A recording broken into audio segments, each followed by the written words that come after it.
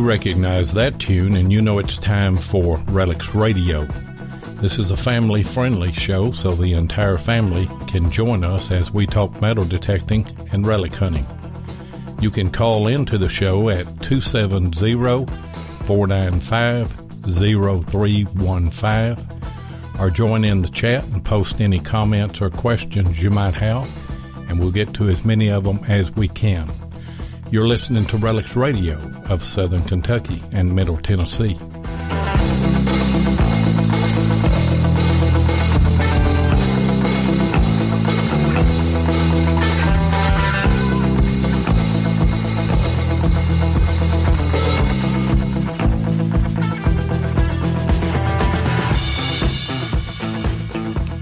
And you are live tonight on Relics Radio. It is November the 8th, 2018, and we're coming to you along the Cumberland River here in Southern Kentucky and Middle Tennessee. And I am your host, Diggin' with Seven. And I am your co-host, Tennessee Jeff. And we're just two rednecks, what? With a metal detector. That's right. Just two rednecks with a metal detector. And I tell you what, we have got a great show lined up for you tonight, and we'll be bringing our guest on here in just a moment. But I tell you what, Jeff, I see the chat just flying, isn't it?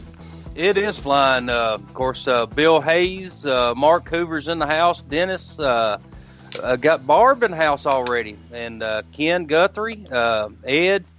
Move on down here. We've got Becky in the house already. Finding America. Nick Hayes. Let's see. Nick Hayes was the first one, so yeah, that's about it right now. Of course, they're still popping up pretty good. So yeah, we're gonna have full house. We are gonna have a full house, and we've got a great guest tonight, don't we, Jeff? We sure do. I say this guy knows what he's doing. I've seen a couple of videos, and I think he knows what he's doing. I think so, too. Why don't you go ahead and introduce him, because they're on speakerphone over there, and we're already hearing them, so let's just bring them on into the show. Well, everybody, we've got Chuck Smalley in the house. So. Hey, what's going on tonight, Chuck? Hi, guys. How's it going? Excited to be on with you tonight, and we're still out here in Orange, Virginia, and we're working Montpelier. Oh, that's great, I tell you. You know, and we talked just a minute before the show, we probably have a lot of listeners on our show here that have no idea what Montpelier is. Can you just briefly describe to them what that is, what the historic value of that place, and what's going on there? I'll do the very best I can for you. It's outside of Orange, Virginia, and it is James Madison, our fourth president's home. James and Dolly lived here, but it dates back into the 1600s era with his relatives settling the region under grants and moving out here and starting a small plantation operation and evolving to James becoming president of the United States, the writer of our Constitution, and it's unfettered property because they really didn't move a lot of dirt here, bulldoze anything. There's 2,600 acres of untouched ground, which has everything from the original homestead site, slave quarters, tobacco barns, all the other buildings it takes to run plantations, moving forward all the way up to the era of it being sold in 1844 to pay off debts, and then moving through a couple owners and then going through the Civil War, where when they camped here, they had as many as up to 5,000 Confederate soldiers staying on this property.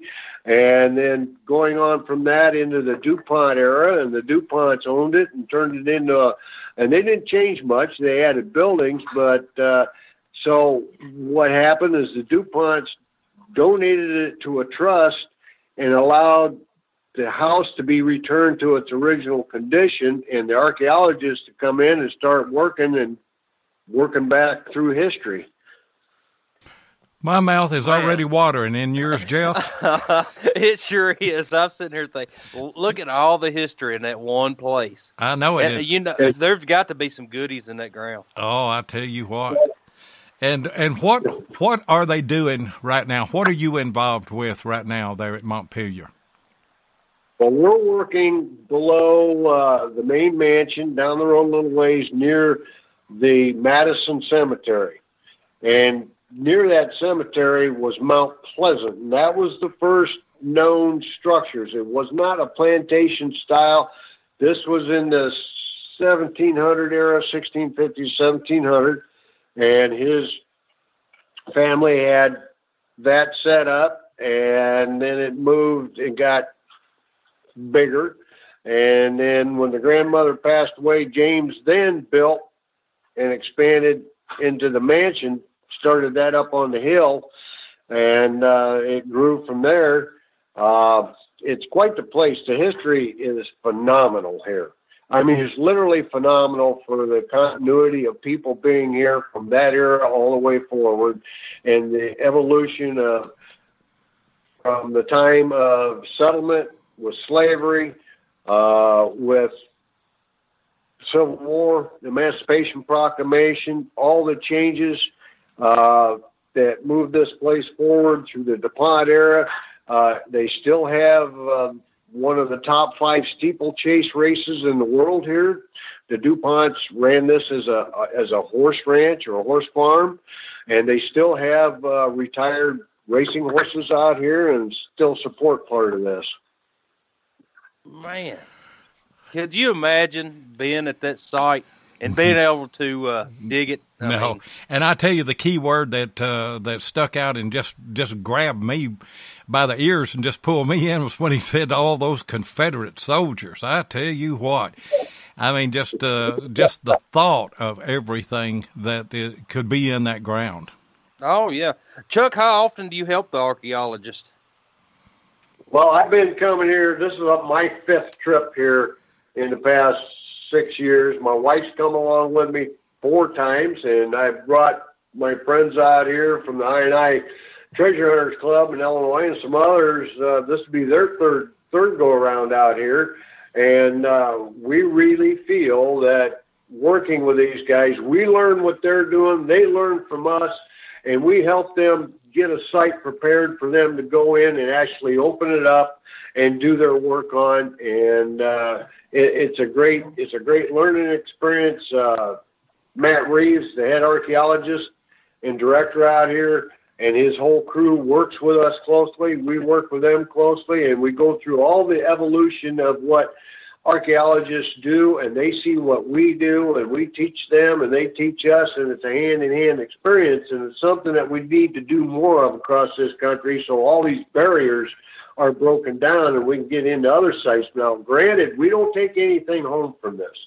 This stuff goes into a working archive. This place is a hands-on archaeological event for anybody who wants to sign up and come in.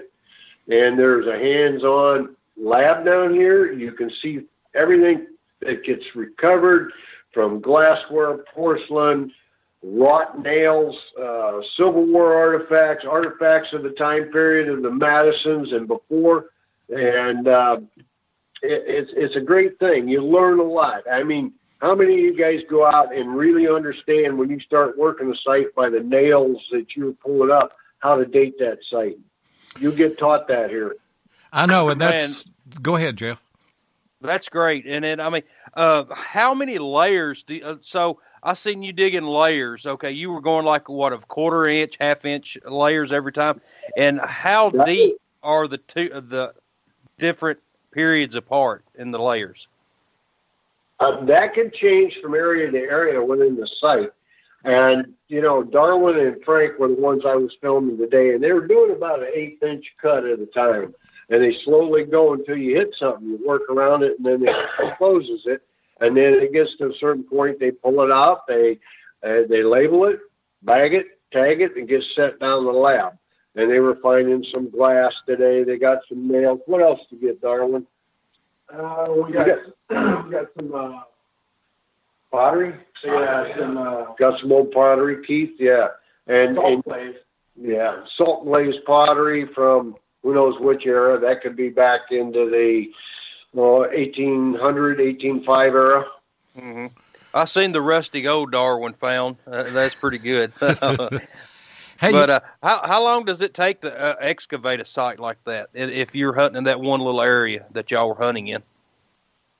That can vary by the size of the area that they set up on a square for you to work, but that can run down. If they start finding more layers of history popping up, glassware beads, things like that, pottery, a piece of pottery is found late today, they're going to continue down with it. If they aren't finding much after, let's say, 4, 5, 6, 7 inches, then they move away from that, and they try to see if there's soil disturbances, charcoal, anything indicating fire pits, places, things like that, to open that up further. So that can all vary. That's a big variable. Mm-hmm.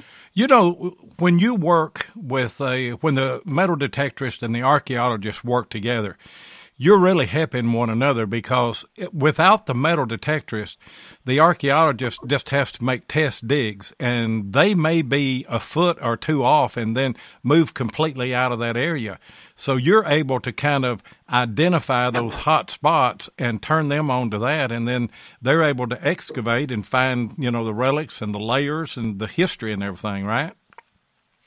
Right. See, their shovel testing originally was they take a bucket, fill it in the spot, sift it, nothing there, nothing that indicates anything that they need to know, they move on. Well, metal detecting goes in there, and by the trace nails of buildings that have fallen down, collapsed, whatever, through the period of time, we can actually draw them a pattern of that building by the number of hits we're getting, and they can go in then and figure that building out and excavate the building site around it. And it saves them thousands of hours. And thousands of dollars, too, in just wasted labor, because if you can spend all of your time in a productive area, you're obviously going to be more successful. That's right. And, we're trying to keep this site going, this program. We had several people from the Virginia area on this particular dig, and then we actually had a pretty good, was it 15 total start? Yeah, 15 total. Yeah. And a couple of them can only stay half the week, and another one got called away, but they'll be back tomorrow.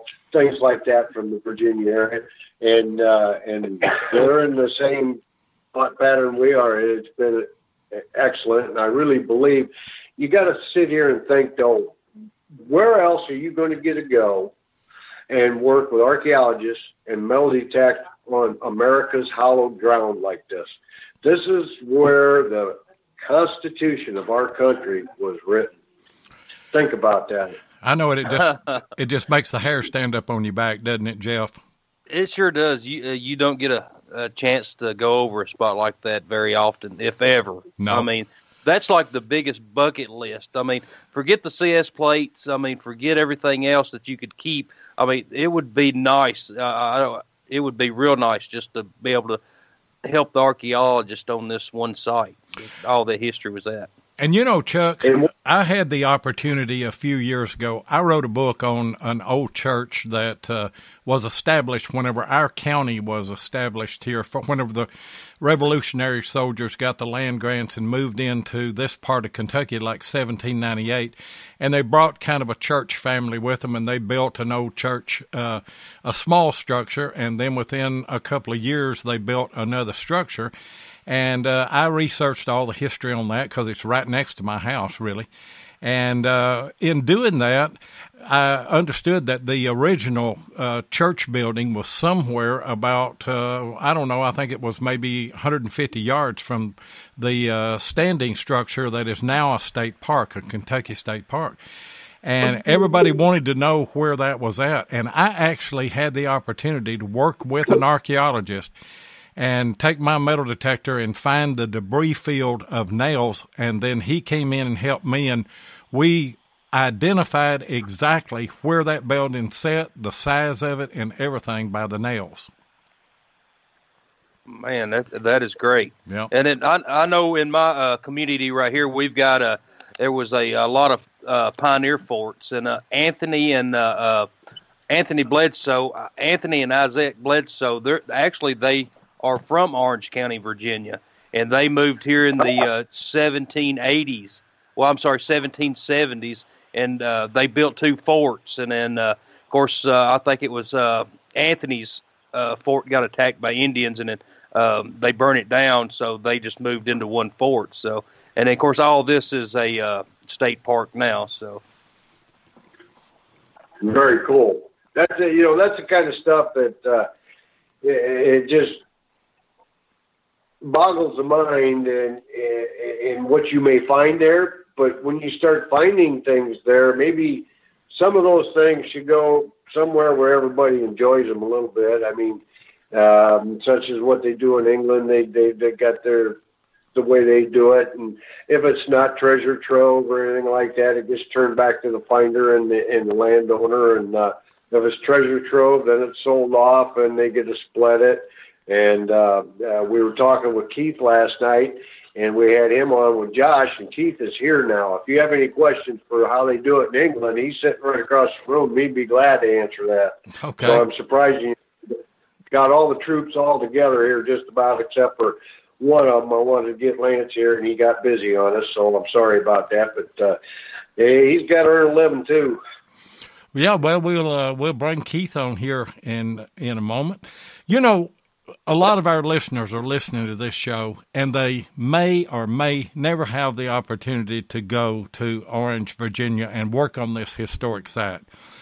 But tell them about how that you can date a site by the nails that you find, because people that relic hunt like us, no matter where you're relic hunting, that's good information to know. So tell us a little bit about the nails. Hang on a second. I'm going to get you the exact sheet for that and be able to... Jill's grabbing it for me. They actually hand you a printed sheet, and you start with your forged nails. 2 hit, 3 hit, 4 hit, then it goes on, and it's a rose head, and you can really tell it by looking at it, and it actually comes up almost to a point. And that's some of the earliest nails that are out here. We're talking in the 1680s and 90s. And then they move forward into the beginning of cut nails. And she's got, so I don't misquote dates. I'm not sure about No, not that one. Not that one. There's Not that one. That's the last. Yeah, but the cut nails are after 1800. And they've even got how to date an old building by the screws from 1840. They're forward 1700s to 1840. Have a blunt end, no taper on a screw. After 1816 or 1846, the screw became pointed. Cut nails were after 1800, but they began in 1797, but they were kind of crude. Wrought nails were before circa 1800. And that's where you get that dome hit on the top. You get 4 hit or 3 hit or even a 2 hit. Now out here, if you have 3 hit nail heads, that is off of Madison's forge. If you get a 4 hit nail head, that's off of Thomas Jefferson's forge. Wow. Man, everybody needs that paperwork right there. Hey, and I'm going to go back and listen to this show and write all that down. I am too. I was hoping he would email us a copy of that. Well, but, maybe we can get that done. No, yeah. How did they make the rosehead nails?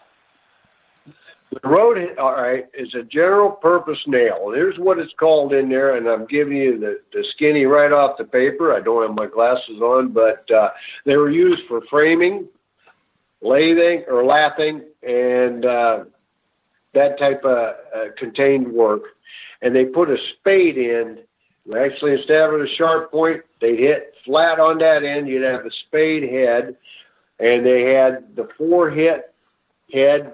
As it came out, they hit 1, 2, 3, 4, and it came up like a pyramid. Or they had a 2 head, or they had them with sharp points. I mean, this whole thing here, it goes on and on and on, telling you what these were used for, how they were made, what their dating is, and it can date that site for you if you start finding them. And I know you find them. I know everybody finds nails. Oh, and yeah. They pitch the site because, there's another doggone square nail. So with all that in hand, then it went to early machine cut. It went to a machine cut style with a handmade head, with a 2-hit head. It went complete machine cut. Just on modern machine cut. Yeah. And modern machine cuts from the late 1830s came forward to present. So from 1830s to 1815s, you had the machine-headed cut nails, and then on back into the 17th, 18th, 19th, you had the wrought, what they call wrought nails. And you can see a lot of other metals here come out. Now, Penny found a wingnut. Well, you don't think much of a wingnut, but this wingnut was about 3.5 inches long and totally hand-wrought. And you could see where it was pounded, how it was put together and forged. Yeah, and it was really a neat thing to find. It was rather large, and they took a lot of pictures of that because they'd never found anything quite like that. Somebody made a wingnut here back in the 17 teens. Wow. Man, that is a great find. You know, you find these wingnuts, it's like a lot of them, you can't, I mean, you can tell they're not handmade, but I mean, I've never found one that you can see that's been pounded. So that is a great find. Hey guys, we're coming up on a hard break. Let us run this commercial and we'll be right back. Hey, Seven, we's looking good in our new Redux Radio t-shirts. Yeah, Ken and Mark Guthrie of Detectives.com done brung them to us. Yep. And they makes other shirts, too. Yeah, boy. Detectives.com can handle tees for your club, hunt, or any other promotion folks may have. Uh-huh. They even got the Wide Pride shirts. Yeah, them boys does the manatee crawl. Yeah, scooting on their bellies. That's what I said. The manatee crawl. Looks like slugs eating jelly. Uh-huh. So whether you hunt horizontal or vertical, tell the folks where they need to go, TJ. www.detectives.com.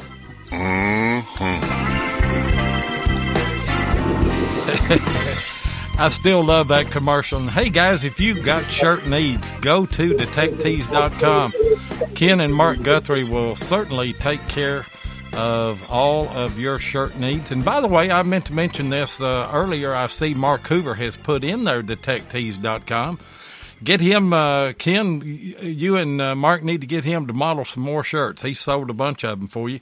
But we wanted to do a shout out to Mark's wife, Gail, who is recovering from surgery. And we want to wish her a speedy recovery, don't we, Jeff? We sure do. And then, I mean, we got some lucky enough to get some jam from her before she had her surgery. So, I was trying to get some more of that last time, and I got just a little bit of it, and the kids found it, and it was gone, man. It was gone. I tell you what I found out about that strawberry jelly that she makes. Whenever you put the spoon down in the jar and you put that last bite in your mouth, your tongue comes out and beats your face to death looking for another bite. It is some kind of good, I tell you. Hey, Chuck, who else have you got in the room there that would share with us some of the procedures that they've been doing? I've got Frank Juarez, Penny Danielson, Darwin Gillespie, my wife who works in the lab, Jill Smalley, and I've got Keith. And Jill's over there going, no, I'm not saying anything. And then I've got Keith from England here, and he can talk to you about what he's learning here because he's taking it back and actually going to put it to use. And England, actually, in November 23rd, he's teaching classes at Oxford University for archaeologists. Yeah, that's who Detector. That's who we need to talk to. Put Keith on there for a minute, and then we'll get to one of the other ones. And while we're while we're waiting on Keith, let me give out the call-in number, 270-495-0315, and we've put that in the chat. If you want to call in, and if you have a question, we're going to get to some questions in a moment that we had off of our show prep. But how you doing tonight, Keith? I'm really well, thank you. Good to talk to you. What can you tell us about your part in this? Well, I've been scanning the world, really, to try and find courses which are trying to build bridges between archaeologists and detectorists. And all I can see is what I'm doing over there in the UK and what Monpelier is doing here. And I'm just really impressed that the interest is here to try and actually discover buildings through nails, because, of course, in the UK, a lot of our buildings are stone, so we're finding them through geophysics. And there's so much for me to learn here, and the methodologies that I can put back into the courses back in the UK. And all in all, it's been a really fascinating week. Yeah. So, Keith, when you're at home, how do y'all go about searching for a site? Do y'all just walk through a field, or do y'all do a lot of research? Well, going back 20 years ago or so, we used to research through old maps and history books in the local library. But, of course, with the internet now, it's changed everything. It's concerning in some ways, because there are so many archaeological sites which are identified now over the internet that even the landowners don't know that they've got Roman remains and Iron Age remains and all sorts on their property. So it means that it's quite easy to identify sites which have never been touched by archaeologists even before. And so what I'm keen to do is to say, well, there's so much good work that a detectorist can do with archaeologists, but most important thing is to get the right information and look at it from the context of the landscape that it's in. Yeah. Keith, while we've got you on here, what is your oldest coin or your oldest find? Yeah, well, actually, I've not got anything beyond Roman coins.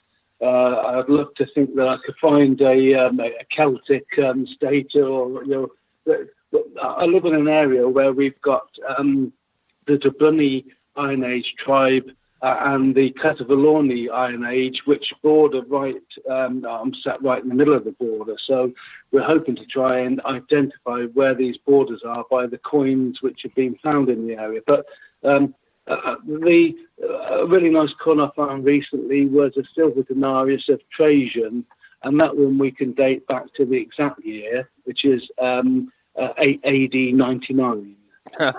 Man, that's what pretty about old. that, Seven? That's pretty old, I tell you what. That's older than you, Seven, and you don't find that often. No, sir. Keith, they do me bad. They call me the old man here. They say I campaigned with Abraham Lincoln whenever he ran for president back in the day. A question that I've got, and I think this is a good show because the new detectorist that comes in, everybody wants to find something really valuable. Everybody wants to find a gold coin. Everybody wants to find a silver coin. Everybody wants to find some spectacular find. But the history is what it's all about. And when you find these nails, and when you find the iron artifacts that you find, and when you find them in the context, it tells you a beautiful historic story, doesn't it, Keith? It does.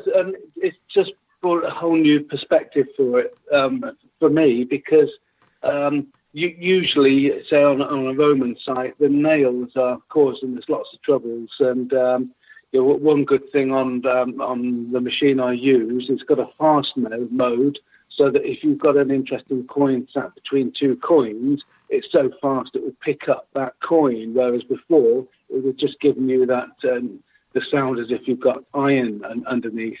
So the message I've got to get back to everybody in the UK is to think much deeper about the nails and the ferrous finds on sites, and at the end of the day, it's the story that these these finds can bring together. And recently I was on a guest panel at the British Museum for a national conference, and I don't know if you ever saw any of the Time Team episodes that used to be in England.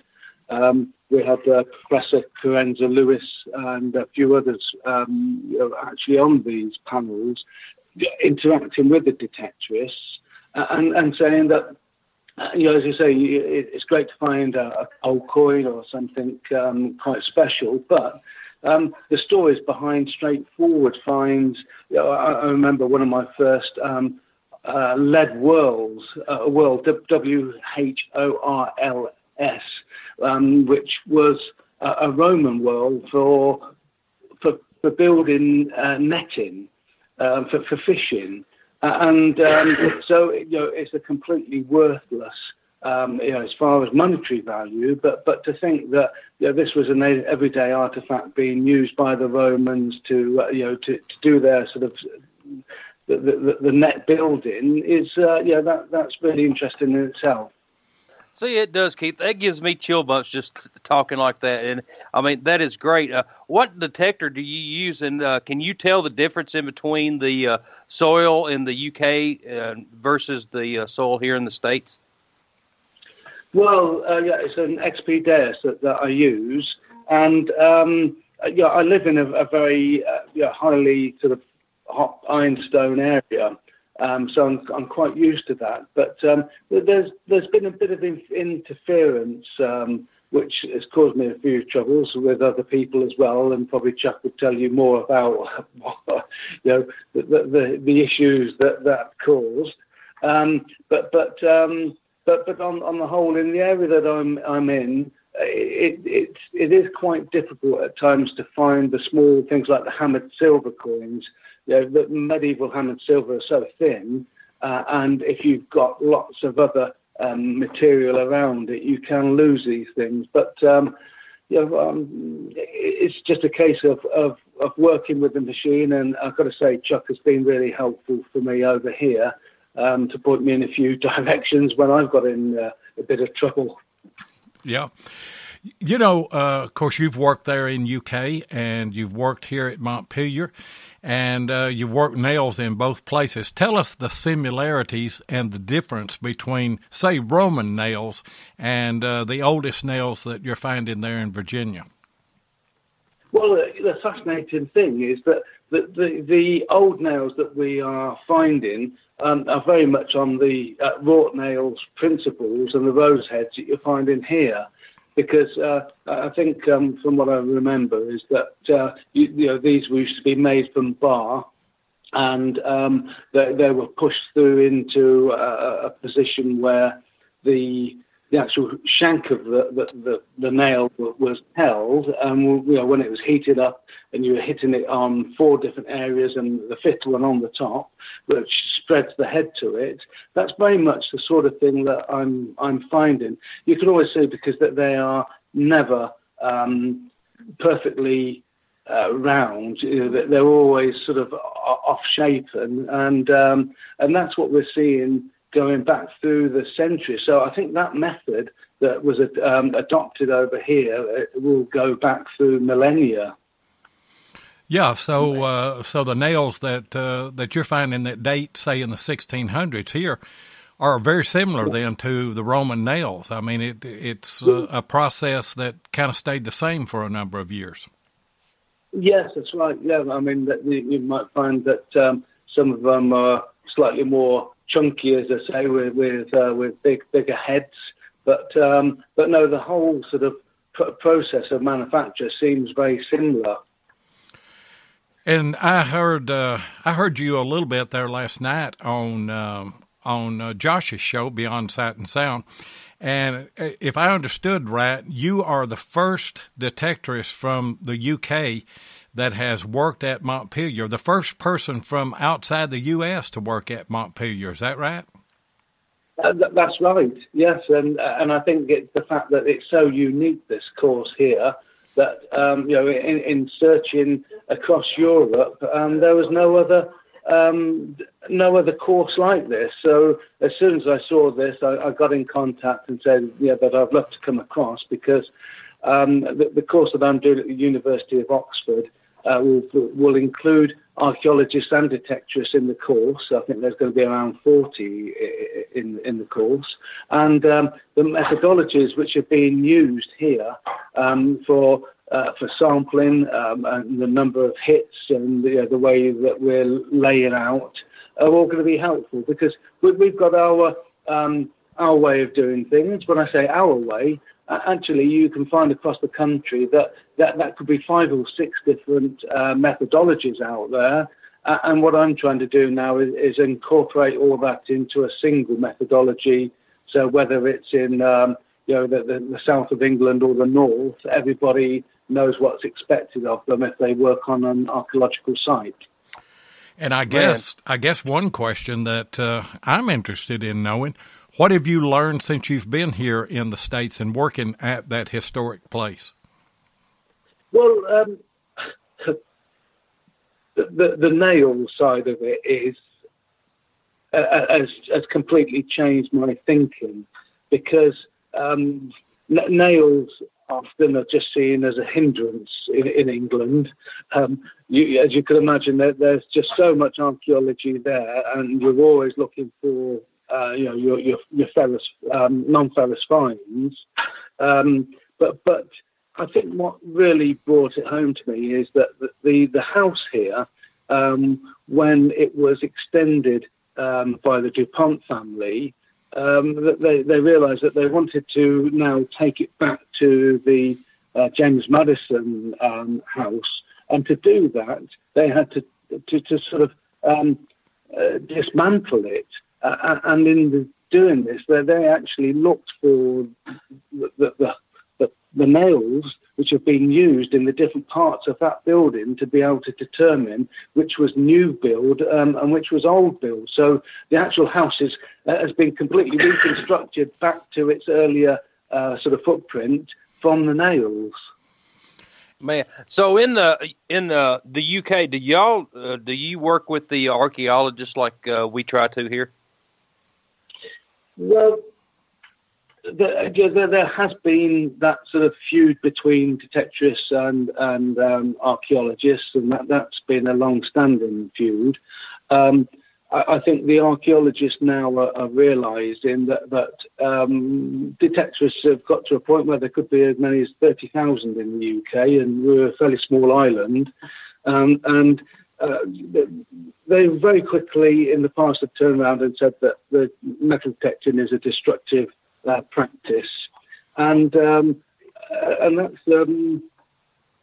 sorry, I'm just lost my thought while other people were talking for a moment. I heard them mentioning Bigfoot for a second. That really took my head away from what I was saying. No, I'm just trying to get my thought pattern again. I can't remember what I was saying, to be honest. Well, we were talking about that's easy for me to say, detectorists working with archaeologists, and there's been a lot of tension through the years because detectorists are labeled as just grave robbers, essentially, that we just go through and we just pull everything out and with no regard to the history. But that's not the case with most detectorists that do this in a serious way. It's really not. I know Winwood down here next to the house, it's the largest log cabin still standing from the 1700s. And we built some flower beds to go in front, and they said, no way can you just dig to plant flowers. You can't do that. So we had to make flower beds to put the flowers in. So, and then, of course, they do, we have a mound here at the house. It's made for the mound builders. And, of course, they were around for like 5,000 years. And the archaeologists, they dig there quite often. And I've been wanting to just stop by and introduce myself. I know the head archaeologist over that, and just to watch them and see how they're doing their stuff. I mean, of course, I've got we've got a lot of old colonial sites that we need to excavate and I really need to find out how to do that properly. Yeah. And Keith, what do you think the future looks like here now in your part of the world and in our part of the world about the collaboration between metal detectorists and archaeologists? Well, there are sort of many freedoms to the metal detecting community in the UK, and I think the detectorists are very keen to make sure that they retain those freedoms. But in reality, when you've got tens of thousands of detectorists out there trying to find whatever they can over each weekend, we're sort of losing millions of artifacts, and it is there's figures around 2 million artifacts a year which are not being recorded.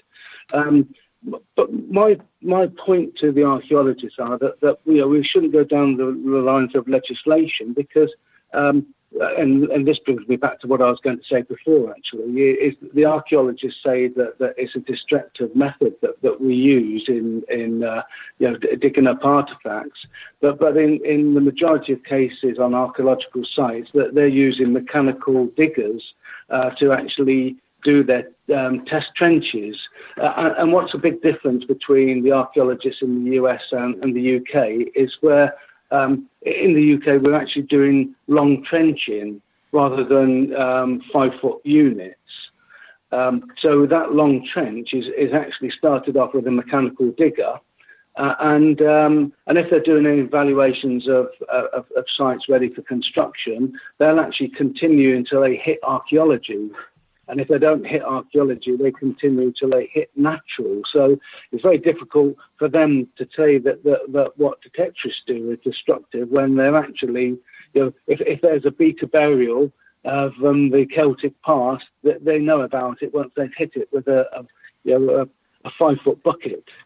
Yeah, it is. I tell you what, Keith, we certainly have enjoyed talking to you, and may continue with you, or we may get Chuck's wife on to talk about the cataloging of all of that and the restoration and everything that she does. But we've got to take a break for one more commercial, and we'll be right back. If your passion is metal detecting, then you know how much your success is based on the equipment you use. Let my buddy Tim Henderson of Murray Branch Outdoors in Murfreesboro, Tennessee, help you with that. Tim is an authorized dealer of Garrett, XP Deus, and Macro detectors and supplies, and he is now an authorized dealer for MineLab. So if you're looking to get your hands on one of the new Equinox 600 or 800, then Tim's your guy. Murray Branch Outdoors is not only competitive in their prices, but the service after the sale is second to none. Tim not only sells detectors, he uses them, and so he can answer any question that you might have. Murray Branch Outdoors also deals in used detectors, and he'll take your old detector in on trade when you decide to upgrade. So give Tim Henderson of Murray Branch Outdoors a call at 615-948-4611, and be sure and tell him that Relics Radio sent you. And Tim is a great guy. We like working with him. We like hunting with him and everything. And if you've got a need for a new detector or any supplies, we'll give Tim a call. Who we got on the other end now? Are you still there, Keith, or did Chuck invite his wife? You got my wife took off on you. Oh, did she? We was wanting to know about the cataloging stuff. Yeah. And she's been doing that. She's been cleaning, cataloging, helping over in the lab the whole time.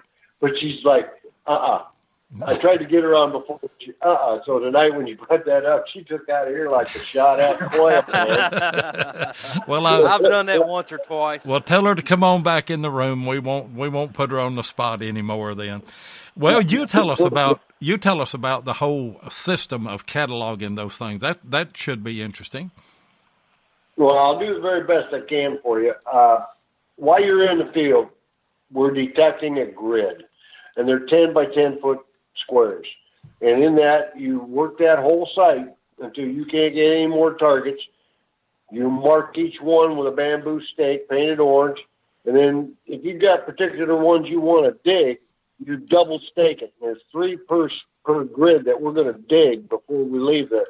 And you do those digs, and they log and catalog what those are, okay?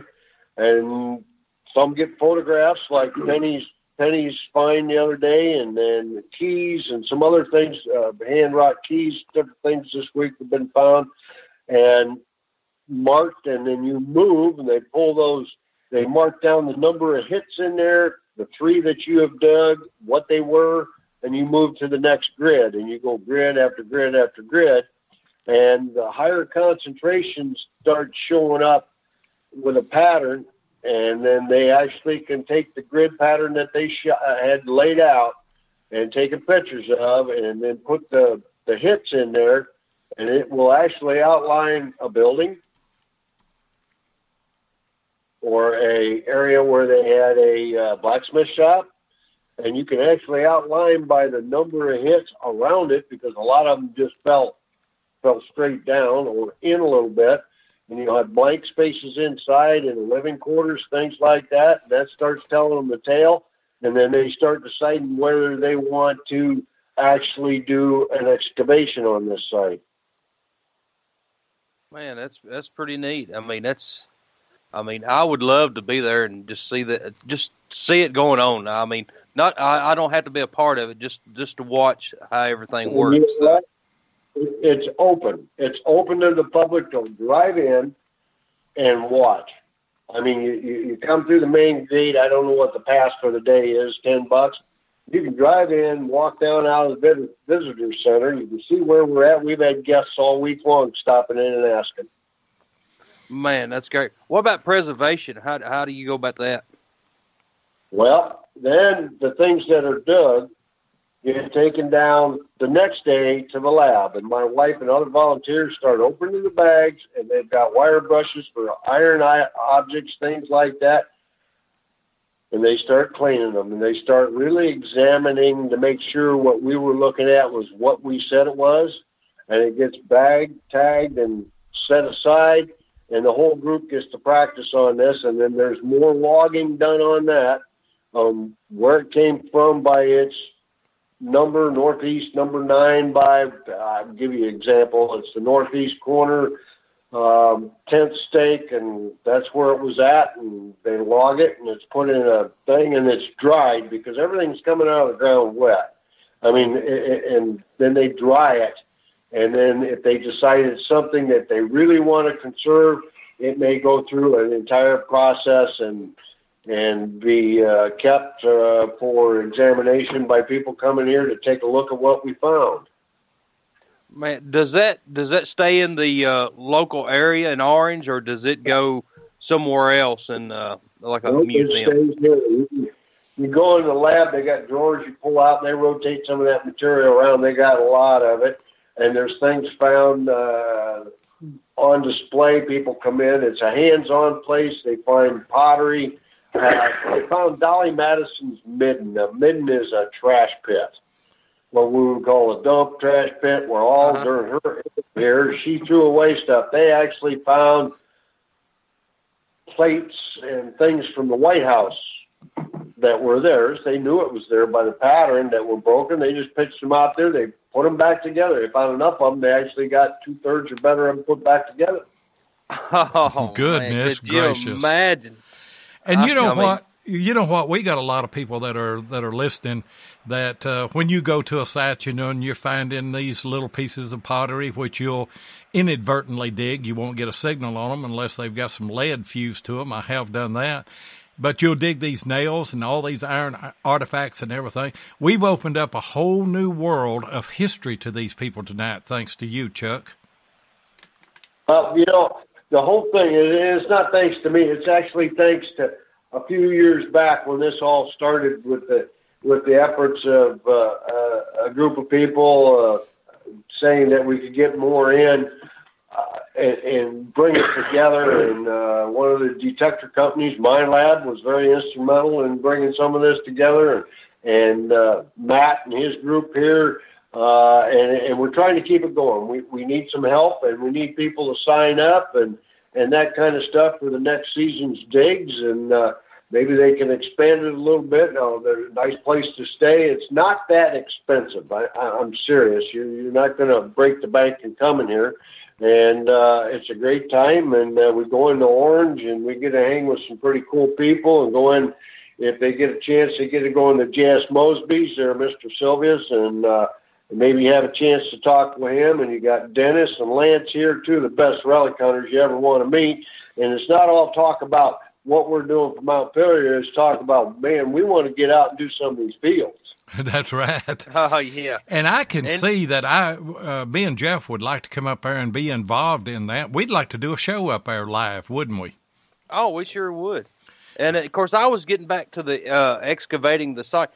I'm a firm believer. You metal detect the old home site, say a colonial site, and you can go, you can hunt it for years, but you never find all the relics. They're always, if you go and excavate this site, you're going to find a lot more relics than you do metal detecting. Oh, yeah.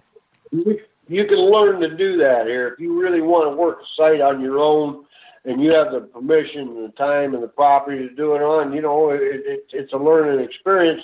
We have a young man from the Quad Cities, Addison Kimball's here with us, and he's an archaeologist, and we're going to start working a site over in one area that was the Prophets, we think's the Prophets Village, the Prophetstown area where the Black Hawk Indian Wars and things were going on, and they think they nailed that down, and he's got all the permission to do that because some of that's protected site, and he's up here learning detectors and learning methodology. He's in the University of Iowa out there, Iowa State, I think it is, where he's going to school for archaeology, and he's taking back this stuff that he's learned and going to put it to work in our area and work with our club. And, talking about Addison doing that to further his career, anybody that would come there that's interested in doing that kind of stuff, it would be a good resume builder, wouldn't it? In case you wanted to maybe reach out, like me, to my state park here, and you'd have to go through the state to be able to do that. But if I had on my resume, I've had training there, with these archaeologists, that would have to help, wouldn't it? It will help you. You do get a little diploma here for what you've done with it. You do get recognized for the work that you're doing with the archaeologists, and they move you up the ladder a little bit. I get to wear the green badge. I've been here enough. I'm actually considered staff while I'm here. Well, tell us about the different color badges then. I hadn't heard about that.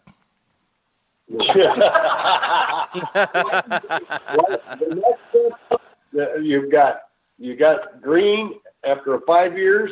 And then you go to 10 years, and I think it's white, and then you get gold, and it's after 15 years of working here as a volunteer. Well, what about less than 5 years? If I come there and I go 1 year, what color badge am I going to wear home? You're getting red knees and red hands from digging in this. And a piece of paper. Yep, a piece of paper saying that you've been studying with the archaeologists at Monpelier, and that is a study. We're going through classes on the nails and the history and methodologies for the archaeological community, and then teaching them how to use detectors. And there was 1, 2, 3 archaeologists here that had never worked with detectors much this week, and I was working with them, Dennis, Lance. We got them tuned up. They understand what they're doing. Well, it sounds like an exciting time. I tell you what, it just makes me anxious. I'd love to be there, wouldn't you, Jeff? I sure would. It's an opportunity of a lifetime. Short drive for him. Yeah, just short drive for you. We got this is 900 miles one way. You can go to Montpelier's site and look up the detecting programs, and they're generally in the fall. And the only problem is they hit you right about deer season, so you got to plan carefully. Yeah. Yeah. See, ours opens a couple weeks before y'all's do. So My luck, I'd get up there and I'd get shot and I'd have a great big red badge on me. all blood stained and everything. Let me, Chuck, go ahead, We've Jeff. got our little show prep thing. We've got a question from Bob McCracken. It says, being from Michigan, I'm curious to hear a little bit about diving in the Great Lakes. And what have you found and stuff in the Great Lakes? I haven't dove the Great Lakes much. I haven't done much of that in the Great Lakes. I have dove off the southern shores, and I have been in equipment up around Nome and dove that, and I've been down on the Caribbean and Jamaica and those type of places and dove years ago. And we made some nice recoveries, but it wasn't enough to make anybody rich or worried about archaeologists, I'll tell you that. Yeah, and shifting gears just a little bit, we had another question. Sam wanted to know, and by the way, guys, Chuck is a Mine Lab expert instructor with those detectors, and he wanted to know the Equinox versus the Xterra series. What differences are you seeing in those? Okay, the Xterra was one of my the 705 was one of my favorite lightweight gold prospectors going around and checking stuff. I found a lot of gold with that little unit. Stepping forward to the Equinox series, you got the 6 and the 800, and then comparing the 800 to the 705 because they're both the top of the line for the series that they were. I think with the new multi-frequency technology, you've got a little bit of a leg up there on the way it recovers things. I think it gets a little better depth. Excuse me. It is a little, not much of a learning curve, but there's a little difference with it. But then you can go single frequency, just like the 705, without having to switch coils. You've got all of them in there. You've got a gold prospecting mode now, and it's totally waterproof. That's putting it more and more steps above the 705. With all that's in that and wireless, and it's a pretty good package for the money. What are you finding as far as the Equinox and that hot soil up there? We've hunted up around Culpeper there, and we use the GPXs there, and we know that the VLFs have a real problem with that. What are you finding with the Equinox? I came a week early just to take that 800 out and start figuring it out. And we got out in that hot soil, and Lance took me to just the hottest soil is what you're finding around Culpeper, that almost blood red soil. I mean hot. And fortunately, one of the Mine Lab engineers, the designing engineer, came through, and I'd already sent an 800 out for the guys here at Monpelier to start working with. And he said, here's what you got to do. And we actually hunted it in prospecting mode, knocking out a couple notches on the 8 and 9 on there and detecting with it. I had to slow down the recovery speed from what they had it set at. We had some difficulties on the site because they put a new repeater in for the radio system, and it sits right on the corner of the field that we're working in. And when they get to chattering on that thing, it was really messing up. Almost every detector you could imagine out there was having some sort of a problem when that repeater was squawking. Man. And I had to go back through, and I came up with some program changes, and I got everybody pretty much settled down. But, boy, if they really got talking on it, it still gave us a background noise. And that meant on everything from the GPXs on down. The only one that didn't affect a lot was an E-Track, but he was finding less when that thing was cooking out there. And it affected it. But, as far as depth, I had that 800 up in a private field last week, and I had Lance with a 5,000, and I said, when you get a hit, and I was picking up some stuff to begin with. When you get a hit, I want to come up, don't dig it, don't do anything. He had a good hit, and I was hitting it, and we flipped her over, and it was a round ball. And then we found an infield, and then we found, and I was hitting all he was hitting, and we were getting down a good 10, 12 inches. So that I took off on my own, and away we went, and I was picking up, everything was Confederate that we found. And I dug a CS button with it, and it literally disintegrated in my hands. Wow. Oh, man. Oh, that's got to make you sick. So how deep were these finds? Mostly 10, 11 inches. The button might have been 8 inches. Wow, that's really good. You can't beat that for a VLF in hot soil. Now, were you finding those running in the gold prospect mode?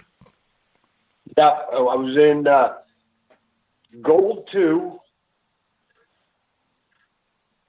And let's see how I can explain it the best way to you. We were set in gold prospecting 2. We were running through your ground balance, and then we went auto track out here. But out in the field, I was trying both directions. Now, with auto track in this ground, if you sweep a target too much, it will tune it out. Mm-hmm.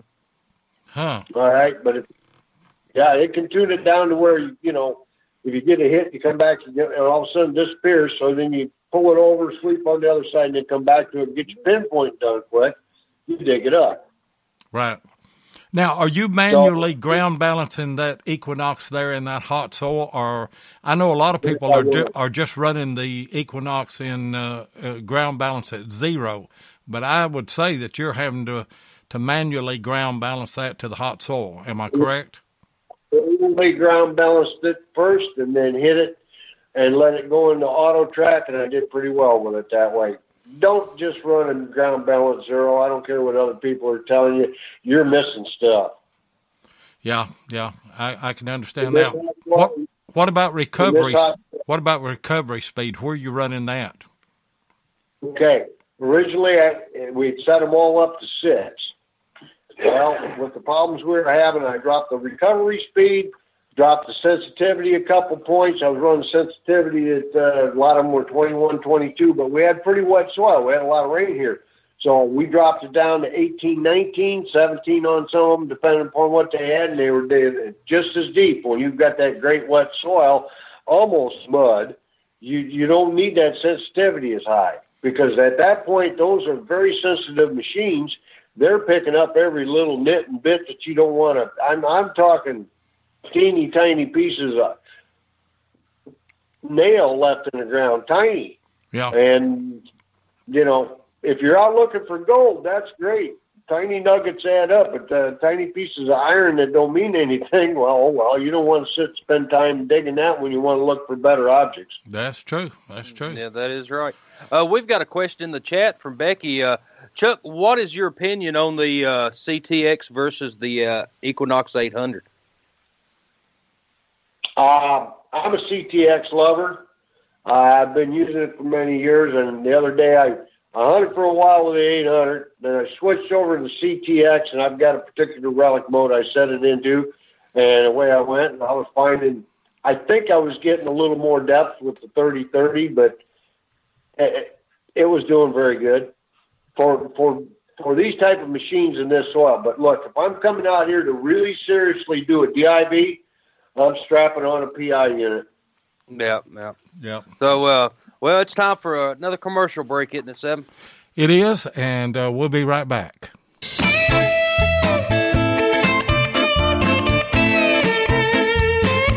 If you want to keep up with what's going on in the metal detecting world, then you need to be a subscriber to American Digger Magazine. Butch and Anita Holcomb are the publishers of the magazine and have won awards for 3 straight years for being the best digger magazine on the market. American Digger Magazine is available in both print and digital formats, so no matter where you live in the world, you can enjoy the latest happenings in the hobby. You can get in touch with American Digger Magazine by going to americandigger.com or give them a call at 770-362-8671. And be sure and tell them that you heard it on Relics Radio. And I want to put a plug in for Tennessee Jeff. This issue of American Digger Magazine, his militia tongue is on the cover of that. Congratulations, Jeff. Well, thank you very much. And then we're still looking for the wreath. Yeah, still looking for the wreath. And also, Steve Zazulik has a wonderful, wonderful article on our friend Betty Weber that passed away earlier tragically. And read that article. That is a great article. And Steve's going to have some other stuff that that'll be coming out in American Digger. And also, let me put a plug in for my article, which will come out the January-February issue. It is The Great Silver Hoard with Wes Stringer, Jeff Ford, and Chris Heimsoff. So check that article out as well. So, Chuck, is Penny around? Or did she run off too? I knew we had to get her melted. Yeah, I'm trying. She's turning all red-faced, but I'm working on her. Here you go, Penny. We're just two rednecks with a metal detector. It doesn't matter. That's right. Hi, how are you? Hey. Hello, Penny. How are you? Okay. So, what is your job up there in Orange County right now? Well, I've been doing some of the metal detecting on the grids that they've marked out. And at this point, I've had 5 items that I've found that they have, they rebury them, but they mark them for photography. And then they have someone come out to dig them back up and photo them. But I'm not sure what they do with them after that, if they keep them or if they just put them back in the ground. Yeah. But that's been really awesome to be able to find that kind of stuff, and I was so excited. The first thing I found after a couple of nails was this. It's called a ram's head hand-wrought wingnut that I think Chuck mentioned to you. That is amazing find. Yeah, tell us about that. It was. I mean, I pulled that out, and I thought those guys were going to go nuts. They were all so excited over this, and I thought, well, what is this? I thought it was just a regular, new style wingnut, but then they were kind of messing around with it and took a little skewer and poked on the wings there, and there were holes in them. So they could tell that they had been curled on each side, and that's how they named it, was that ram's head, because it looks like the curled horns on a ram. Man, that's amazing. I'll tell you. What kind of detector are you using? I have the 800. Oh, okay. So... I went from the 705 to the 800 just this past spring. And I really like the 800. Yeah, I was going to ask you, how do you like that transition? Do you like using the 800 more than the 705? I do. I've only used my 705 a couple of times when the battery was dead on my Equinox. So how long have you been going up there, Penny? Oh, this is my first time. Oh, this is the first time. Congratulations. And I'm loving every minute of it. So you don't have one of the colored badges yet? So. No, I don't. Red knees and red hands. Yeah, a white paper with my name typed on it in a little plastic thing that has a pin on the back. Well, that'd be good enough for me. I'm not fancy at all. Yeah, that'd be good enough for me. Just the notoriety of saying that I had been there. Does it kind of take your breath, though, whenever you're at a historic place like that and understand that the very formation of our republic started in those areas right there? It does. I mean, they've been very awesome about not only letting us do the detecting and working with the archaeological staff, but also doing the history of the area and the plantation. So we've had tours of the plantation house and how that was changed over 200-300 years from the different owners, and then redone back to the way it was on James Madison when he owned it. This evening, late this afternoon, they took us on a Civil War tour. So they showed us where, starting with the Confederate camps that were in this area, and then the Union camps that were on the other side of the river. We didn't go over there, but we were doing the Confederate ones. And then going from that time up to through the Civil War, and then into after the Civil War, when the African American were freed. And then there is a freeman's cabin here that we got to go see that they have refurbished. And so the history it really changes your idea of how that history took place, and the slaves in the area, you know, how they were treated or mistreated or treated very well, you know, but they were still slaves.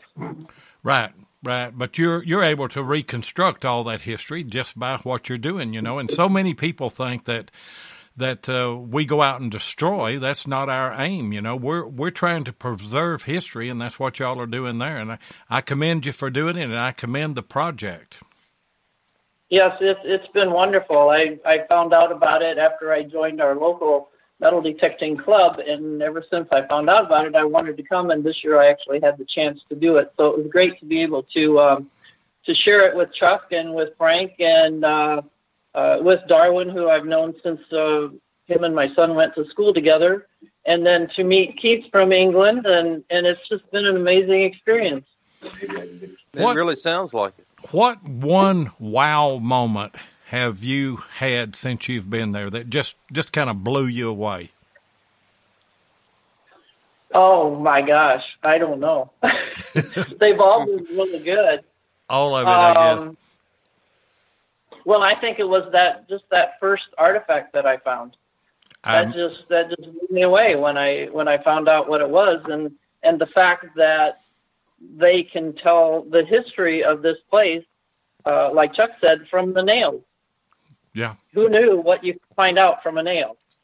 I know it. I mean, that's the appeal of this show here tonight to me, is just all of the history that you find. And, you know, let's face it, all of us that have detected for years, especially those of us that are relic hunters, we call that junk. But look what you're able to find from the junk that you dig up, which really is as much historic as anything. That's true. Very much true.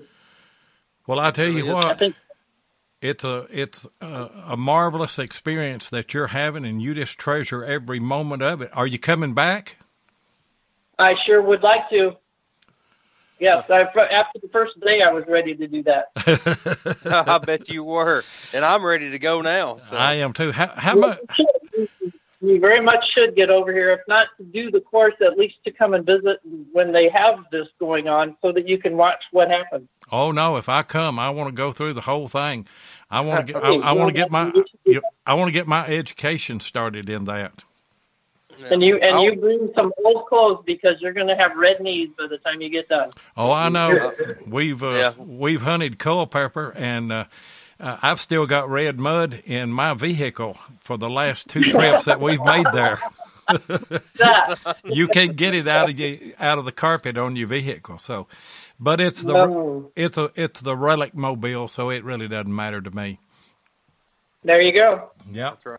We've got a question from our partner in crime, Mark Hoover. He says, "Do they feed y'all good when you get hungry?"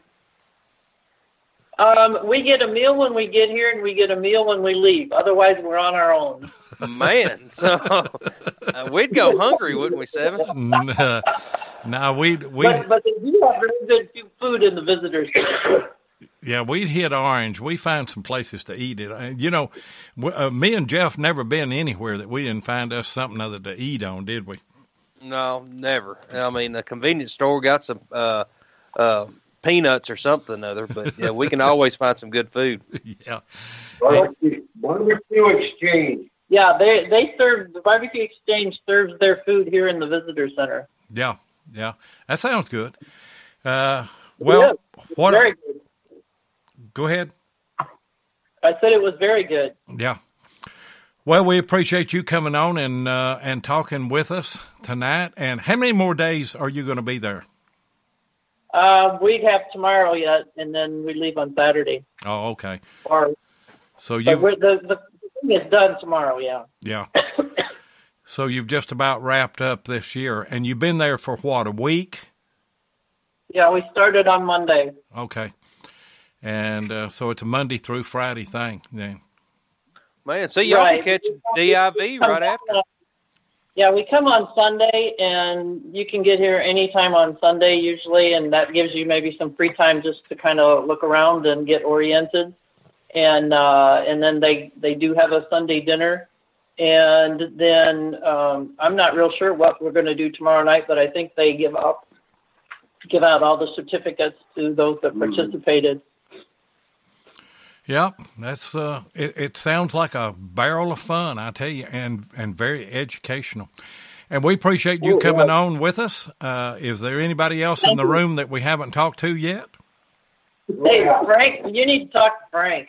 Okay, put Frank on. Hello, how you guys doing tonight? Well, we're just right, Frank. We're right as rain, I tell you. What are you doing?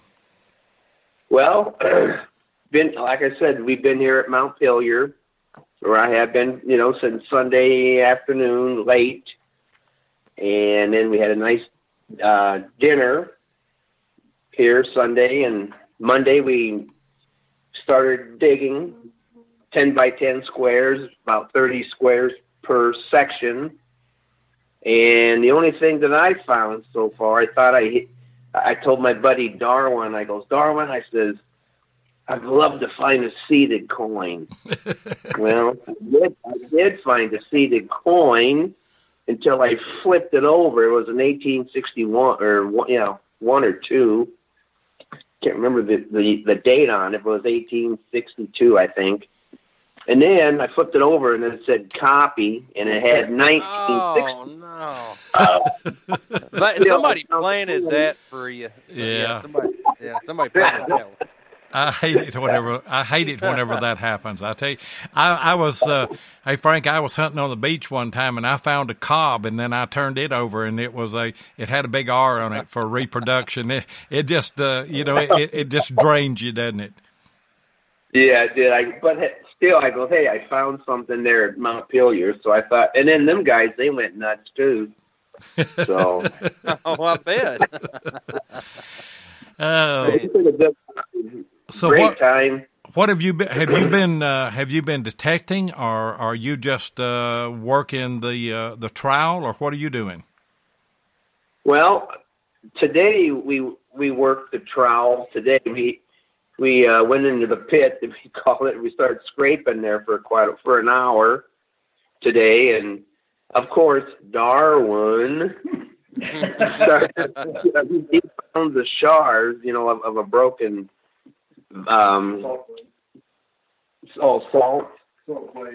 salt glaze pieces. And all I found was a couple nails, but it was fun. Now let's go back to your second trip. What did you find in the pit on the second trip? Oh, I found my first arrowhead in my life that I ever found, but I had to leave it here. Well, congratulations. It's bittersweet. You saved some history, and then that's really the whole part of it. So. And this is my time here, so yeah, I love it. I'll be back.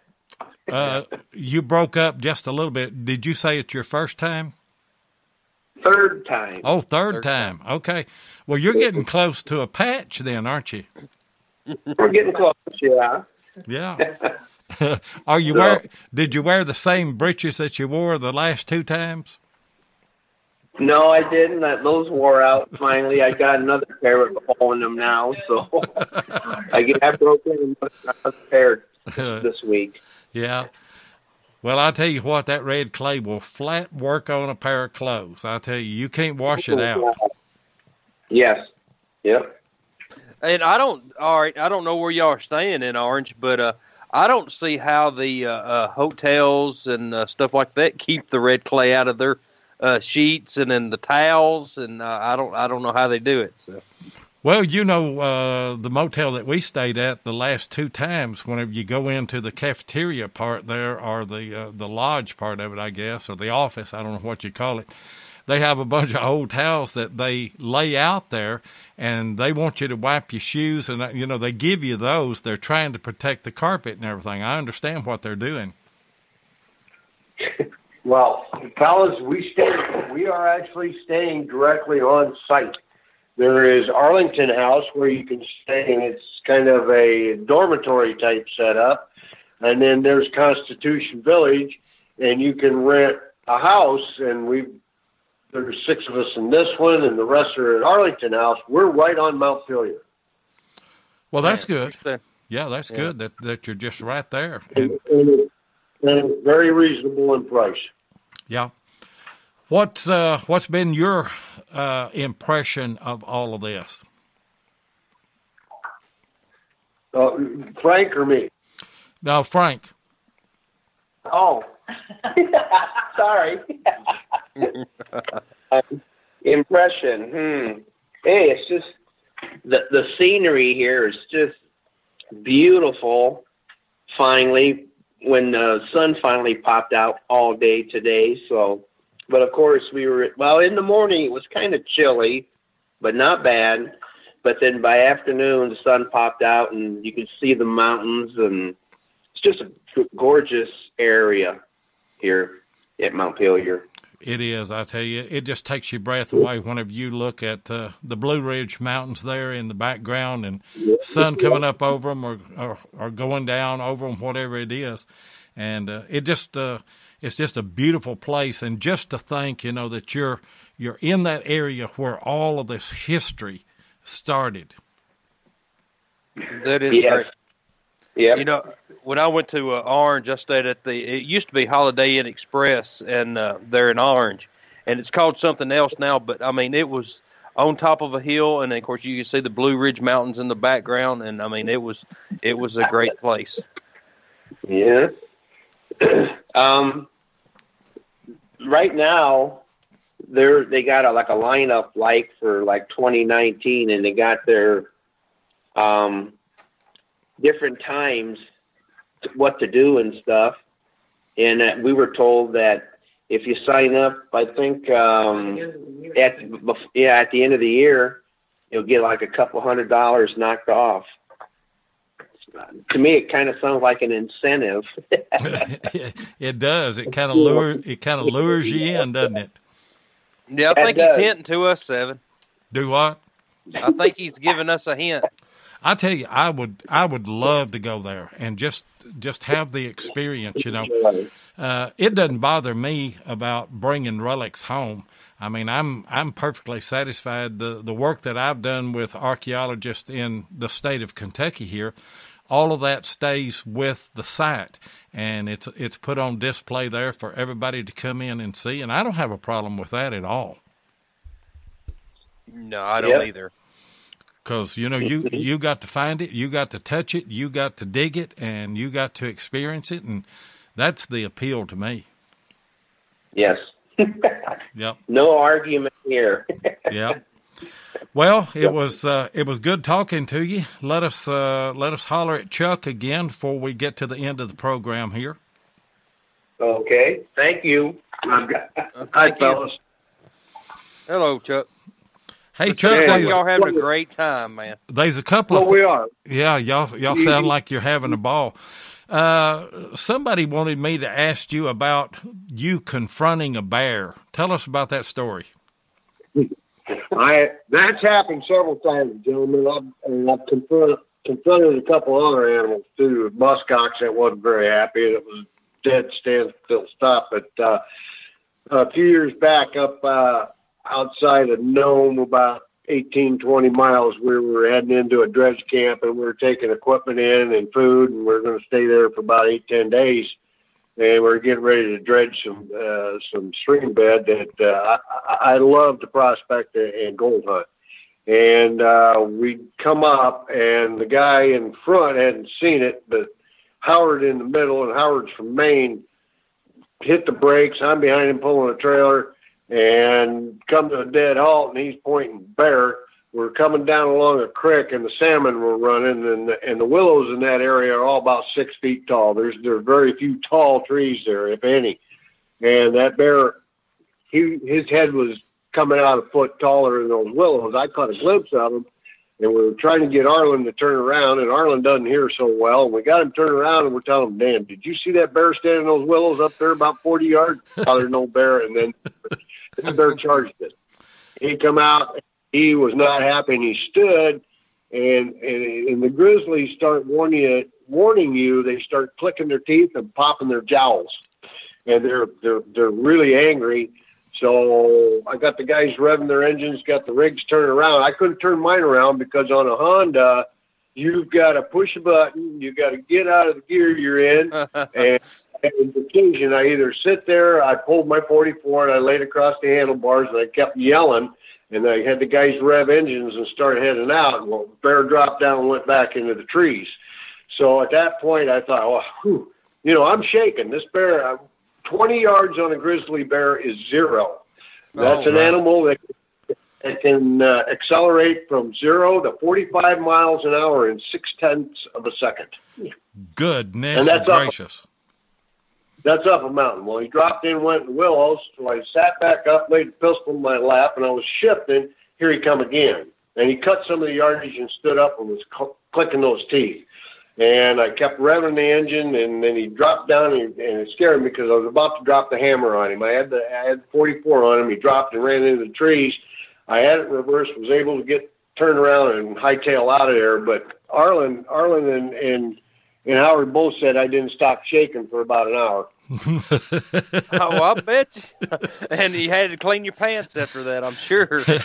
I kind of know how you feel. You said that bear, when he got mad at you, went to clicking his teeth and popping his jaws. I've had my wife do that at me, and it's a scary sight. So we went back to camp, and then when we were hauling stuff out to open the campsite up out there and do some work. And we went back in 2x2s and brought extra people and that kind of stuff as we had to pass through that area. And I'll be darned if we didn't get to the other side going up on the trail on the mountainside. Of course, at this point, we saw this big blonde grizzly walking down the trail with bikes coming down at it, and it dove off into some willows, and they drove right by him. And they weren't 15 yards from that bear. They never saw it.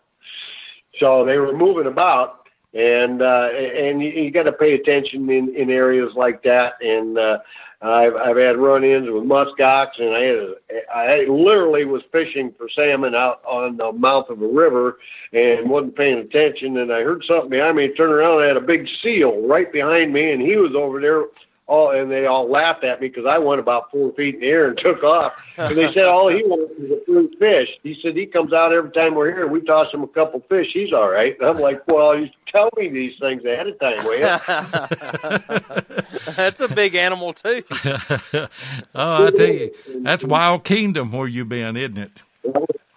I've had some great times in Alaska, and Frank's been with me up there, and we've done some crawling around in the mountains and found some gold. And Frank's real gold up there. Frank loves to fly fish, and he got into some salmon pretty heavy up there, and that's a big plus too. So getting up there and doing that is always a fun thing, and we have a good time in the land of the midnight sun. And literally, when you go out to that place that we're staying at, we'll go out. What we go that one day, 60 miles on bikes out. Oh, yeah. And stayed out and prospected, and there's nothing there. Nobody there. Yeah. It sounds like my kind of place. It really does. It does. I'd love to get up there and prospect. I would too, and I love to fly fish, and I don't want to encounter any bears, especially grizzly bears or anything. But oh man, I tell you what wonderful stories that we've heard tonight, and the education that we've got from you guys there at Monpelier, and just everything about it. But we do appreciate you guys being on with us tonight, and we're going to look into that, ain't we, Jeff? We sure are. We may try to get up that way next year, and maybe just stay over and go on to DIV because it's going to be next week. He loves to come out here. And, one question you asked me that you may ask during the show, what my best find ever was? Yeah. Mm-hmm. That's my wife. Because she likes to do it with me. I'm dead serious. I tell everybody my best find. Now, with that being said, she loves to come do this kind of work. She's traveled with me everywhere except for Nome, Alaska, because a few years ago I was up there on July 19th and it was snowing. She doesn't go up there in the summertime and want to see snow. Right. And, you are very fortunate that you two share that together, because that's rare, that most of our wives and then the ladies that detect, most of their husbands really could care less about the historical aspect of what we do in the hobby. And so whenever you have a husband and wife that both share that same passion, it's just a special bond that you have together, isn't it? Yes, it's a lot of fun. Sometimes I frustrate her a little bit, because here in Orange, if she go visit, she has friends here, and then she gets to work in the lab and hang out with Matt and all the company up there and that kind of stuff. But when we get out in the far reaches in Wyoming and some of these other places I go to in Alaska, there ain't no place to shop. That sounds just like my wife. I took her metal detecting one time, and she was on the phone 95% of the time, and I was like, "Well, this is not your thing." And she's like, "No, I'm ready to go home." Yeah, so that's my situation too, I tell you. But it's been our pleasure to have you on, and I'm looking forward to meeting you, all you guys, and hopefully getting up that way. We do come to DIV. And we might just swing by there one day and just take a tour, come a little early or something. But we're seriously looking maybe into coming up there and going through that project and being a part of it, and maybe doing a live show up there next year. Well, that way, and you need to talk to Matt Reeves, and all this aspect is open. I mean, you can come down to the archaeology lab and go through there. They'll show you through it. You can look at any sites that they're working on, that they're currently working on. I mean, it's a hands-on place, a walk-through place. We've had a lot of people come out to watch and see what we're doing with the detectors, and they're learning too. And so they're seeing these guys out detecting, working with the archaeologists. It's a plus. Well, great having you on tonight. And before I let you go, also, I understand that you are a captain with the fire department, and I want to thank you for your service. Well, that's good. I'm actually a chief. Oh, are you? Well, you got more patches. You got more patches than you shake a stick at, then, don't you? There's one bugle on a lieutenant, two on a captain. 3 on an assistant chief, and I carry 4 bugles. And all that means is I get yelled at from top to bottom. So, well, thank you for your service. I mean, you are a vital part of the safety of your community, and I know that you put your life in harm's way many times through your career, I'm sure. So thank you for that service. Chuck, tell all the listeners about the Shooters and Prospectors site that you've got going on. Hey, well, most of my site is on Facebook, but I work with 2 other entities.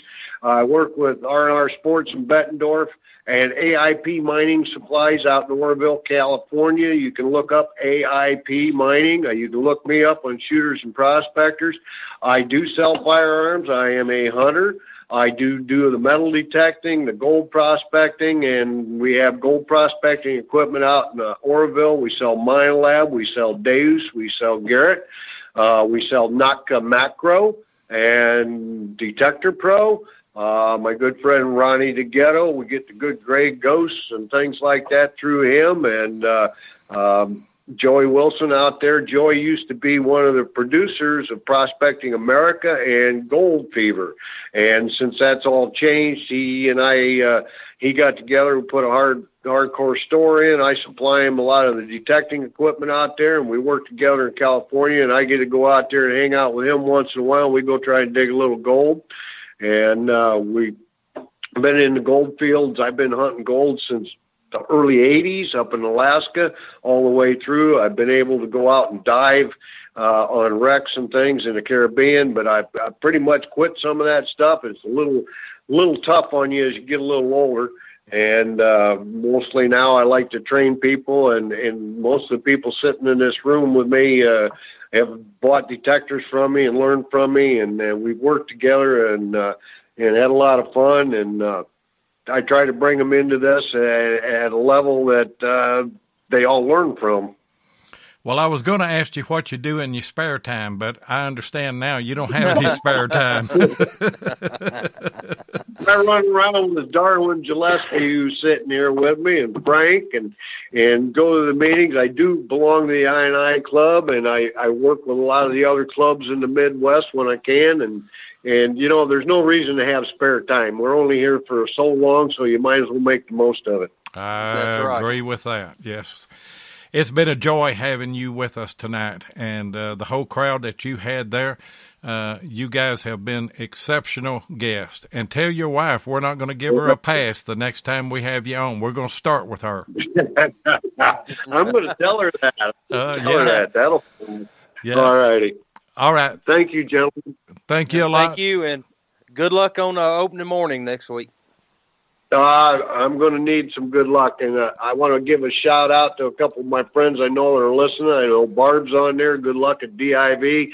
Mark, I hope your wife gets back up and going after surgery and to get healthy real quick. Yeah, we agree with that. Sure do. But you guys have you've been wonderful, and it has been our honor to have you on tonight, hasn't it, Jeff? It sure has. So we really appreciate it, and every one of you, Frank, Penny, and you, Chuck, and all the listeners out there, everyone in the comment section. We do this show for you guys. So. That's right, and a shout out again to all of our listeners that we have picked up in the UK and in Australia and other parts of the world. We just continue to grow, and we certainly do appreciate all of you being there for us, and it wouldn't be the same without them, would it, Jeff?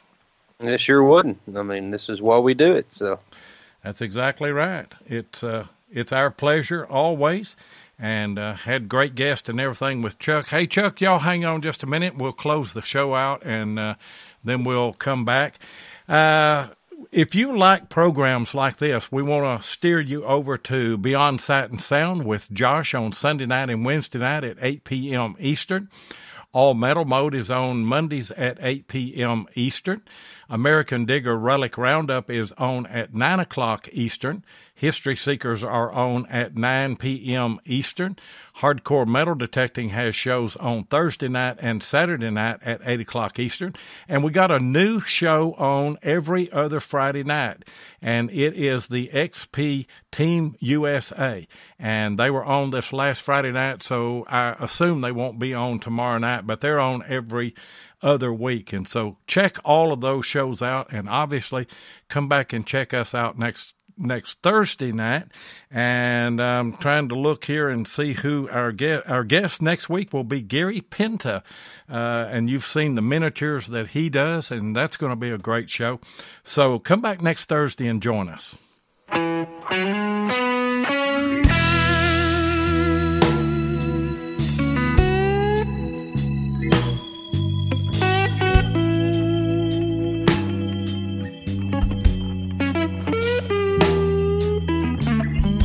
Thank you so much for joining us tonight on Relics Radio. We really do appreciate it. Be sure and join us live each Thursday night at 7 o'clock Central Time, 8 o'clock Eastern here on Spreaker. Or you can catch the archive show at Relics Radio on Spreaker, iHeartRadio, or iTunes. Please take a minute and hit the like button, and be sure and follow us so that you'll get notifications of all of our upcoming broadcasts. You can also find us on YouTube at Digging with Seven or Tennessee Jeff, or you can check us out on our Relics Radio Facebook page. If you'd like to get in touch with us, then send an email to diggingwith7@gmail.com. We'd love to hear from you. We hope you'll join us next Thursday night, and until then, get out there and dig some history.